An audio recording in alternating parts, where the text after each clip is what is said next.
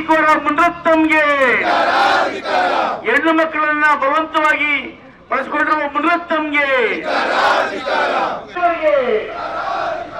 ಬಿಜೆಪಿಯ ಭ್ರಷ್ಟ ಶಾಸಕರಿಗೆ, ಬಿಜೆಪಿ ರಾಜ್ಯಾಧ್ಯಕ್ಷ ವಿಜಯೇಂದ್ರನಿಗೆ, ಭ್ರಷ್ಟ ಬಿಜೆಪಿ ಶಾಸಕ ಮುನರತ್ನಗೆ ಸಪೋರ್ಟ್ ಮಾಡುತ್ತಿರುವ ಸಿಟಿ ರವಿ ಅವರಿಗೆ,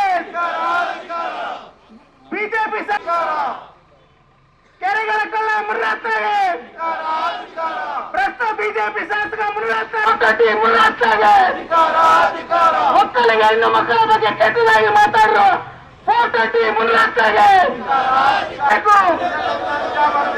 ಶಾಸಕ ಸ್ಥಾನಕ್ಕೆ ವಜಾ ಮಾಡಬೇಕು,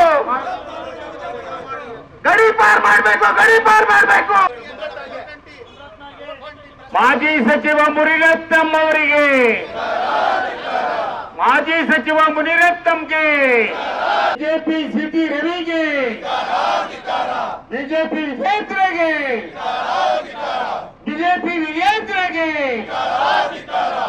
ಪಾರ್ಟಿಗೆ, ಕಾಂಗ್ರೆಸ್ ಪಾರ್ಟಿಗೆ, ಎಚ್ ಎನ್ ನಾರಾಯಣ ಸ್ವಾಮಿಗೆ, ಎಲ್ಲ ತಾಲೂಕು ಕೇಂದ್ರಗಳಲ್ಲೂ ಕೂಡ ಅವರನ್ನ ಪಕ್ಷದಿಂದ ವಜಾ ಮಾಡಬೇಕು.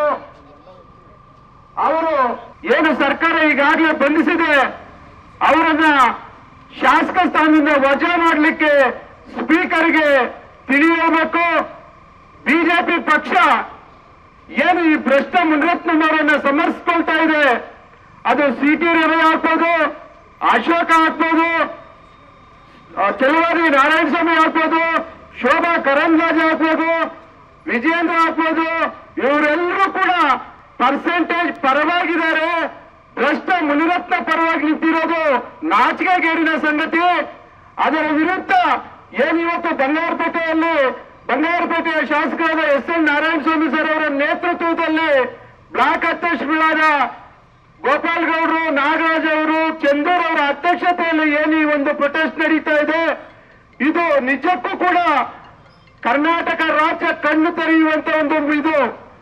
ಈ ಒಂದು ರಿಯಲ್ ಎಸ್ಟೇಟ್ ದಂಧೆಕೋರ ಮುನರತ್ನಂ ಅವರಂತವರನ್ನ ಶಾಸಕರನ್ನಾಗಿ ಮಾಡಿದಂತಹ ರಾಜರಾಜೇಶ್ವರಿ ನಗರದ RR ಕ್ಷೇತ್ರದ ನಗರದ ಜನರು ಎಚ್ಚೆತ್ಕೋಬೇಕು.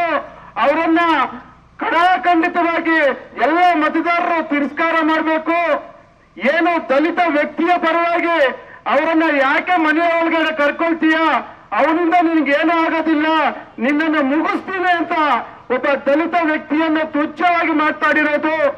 ಮತ್ತೆ ನೀನು ಗೌಡ ಸಮುದಾಯಕ್ಕೆ ಸೇರಿದವನಾಗಿದೀಯಾ, ಹೋಲು ಮಗನೇ, ನಿನ್ನ ಅಮ್ಮನನ್ನ ತಂದು ಬಿಡೋ ಅನ್ನೋ ಮಾತನ್ನ ಮಾತಾಡಿರ್ತಕ್ಕಂಥ ನೀಚ ಲುಚ್ಚ ಲೋಫರ್ 420 ಮುನರತ್ನಂ ಅವರನ್ನ ಬಿಜೆಪಿ ಪಕ್ಷ ವಜಾ ಮಾಡಲೇಬೇಕು, ಅವರ ಶಾಸಕ ಸ್ಥಾನವನ್ನ ಹಿಂಪಡಿಬೇಕು ಅನ್ನೋ ಮಾತನ್ನ ಈ ಮೂಲಕ ಹೇಳ್ತಾ ಎಲ್ಲ ಬಿಜೆಪಿ ಪಕ್ಷದ ವರಿಷ್ಠರು ಇದರ ಬಗ್ಗೆ ಗಮನ ಕೊಡಬೇಕು. ನರೇಂದ್ರ ಮೋದಿ ಅವರು ಸಹ ಇದನ್ನು ಎಚ್ಚೆತ್ಕೊಂಡಿದ್ರ MLA ಶಾಸಕ ಸ್ಥಾನವನ್ನು ವಾಪಸ್ ಪಡೆಯಬೇಕು. ಈಗಾಗಲೇ ಅವ್ರನ್ನ ಬಂಧಿಸಿರೋದ್ರಿಂದ ಕೋರ್ಟಿನಲ್ಲಿ ಅವರಿಗೆ ಬೇಲ್ ಸಿಗಬಾರ್ದು ಅನ್ನೋ ಒಂದು ಮಾತನ್ನು ಹೇಳ್ತಾ ನನ್ನ ಮಾತನ್ನು ಮುಗಿಸ್ತಾ ಇದ್ದೇನೆ. ಜೈ ಹಿಂದ್, ಜೈ ಕರ್ನಾಟಕ.